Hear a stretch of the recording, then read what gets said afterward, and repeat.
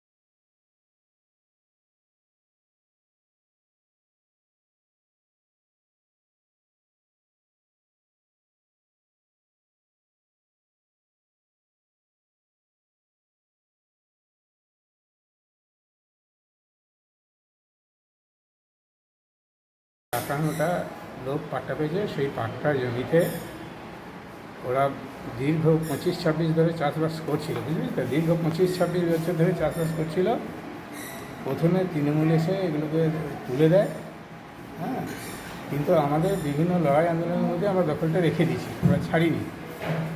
এবার হচ্ছে এই বছরে আবার চাষ দিতে গেছি, চাষ দিচ্ছি মানে ইয়ের জন্যে বর্ষা আসছে, মানে রোয়ানো হবে, সেই চাষ দিতে গেছি। সেই সময় বিজেপি ছেলেরা বাইরে থেকে নবাবনগর, কাশীপুরের কয়েকজন ছিল, নবাবনগর উগ্রাম থেকে এসে 25-30 জন, তারা প্রথমে হুজ্জতি করে, হুজ্জতি করতে করতে ঝড়ে ঝামেলা করতে করতে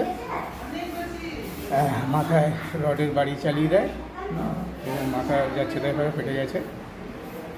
মানে আমরা বারবার বলছি যে এদের পাট্টা আছে এবং এই পাট্টা জমিতে ওরা চষছে। তোমাদের অসুবিধা কোথায়? গরিব মানুষ তারা, তুমি গরিব মানুষদের পক্ষে তোমাদের থাকবে না, তাহলে তোমরা কি মালিকের পক্ষে থাকবে? হ্যাঁ, ওরা ওসব শোনে নাই। আসলে মানে বিজেপির কিছু ছেলেরও জমি আছে, তারা এটাকে ওই মানে করতে চাইছে, যাতে জমিটা দখল নিতে না পারে, যাতে ঝামেলা ঝঞ্ঝাট করে হটিয়ে দেওয়া যায় গরিব মানুষকে, সেই চেষ্টার জন্য করছে। আর এটাও ঠিক যে প্রশাসন মানে আজ 3-4টে বছর ধরে এদের পাট্টার মানে রেকর্ড করিয়ে দেবে বলেও প্রশাসনও শাসক শ্রেণীর মদতে হচ্ছে যে এটা করছে না। প্রথম দায়ী হচ্ছে প্রশাসন, দ্বিতীয় দায়ী হচ্ছে রাজনৈতিক দলগুলো। আগে করেছে তৃণমূল, এখন করছে বিজেপি, এক জিনিস। এবং ওই তৃণমূলের ছেলেগুলোই বিজেপিতে ঢুকে এই ঝামেলাগুলো করছে। জমিগুলো কোথায়? জমিটা কোথায়? জমিগুলো হচ্ছে কাশীপুর মৌজায়, পাকা রাস্তার 2 ধারে। আনুমানিক পরিমাণ হচ্ছে যে এই যে জমিগুলো পাট্টা পেয়েছে এটা মানে 50 বিঘের কাছাকাছি হবে।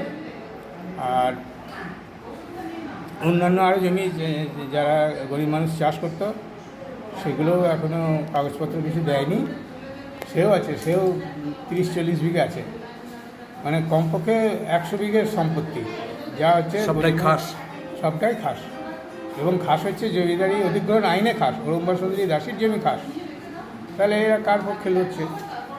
মানে অতীতে একই জিনিস বললাম তো, অতীতে হচ্ছে যে তৃণমূল বাড়া দিয়েছে, এখন বিজেপি বাড়া দিচ্ছে, একই জিনিস, একই বোতল, নতুন একই বোতলে শুধু এটা পাল্টে দিয়ে, স্যাম্পেলটা পাল্টে দিয়ে সেই জিনিস চলছে।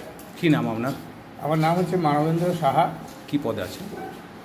আমি হচ্ছে যে কৃষক সংগঠন করি, ব্লক কৃষক সভার যে জেলা কাউন্সিল সভার মেম্বার আছি। সিপিএম?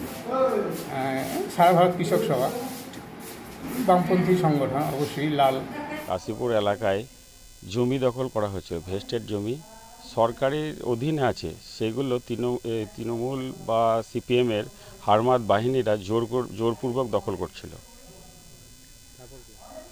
দখল করার পর সে সময় আমাদের 2 জন কর্মী, আমাদের প্রশিক্ষণবর্গ চলছে, সেখান থেকে বাইক নিয়ে আসার সময় তারা ঘিরে ধরে এবং গেরুয়া উত্তরীয় থাকার জন্য বলে তোরা বিজেপি করেছিস, বিজেপি করা যাবে না, এইভাবে চূড়ান্তভাবে মারধর করে এবং ব্যাপক আহত হয়, মাথায় চোট লাগে, শরীরে বিভিন্ন জায়গায় চোট লাগে এবং হসপিটালাইজড হয়েছে। দুজন আহত হয়েছে, তার মধ্যে একজনের গুরুতর চোট পেয়েছে, দেবনাথ বাগদি। আমরা যথাসময়ে খবর পাই এবং যাই এবং উদ্ধার করি ওদেরকে। অবশ্যই অভিযোগ দায়ের করব। এই হারমাতবাহীদের শাস্তি হওয়া দরকার, চূড়ান্ত শাস্তি চাই।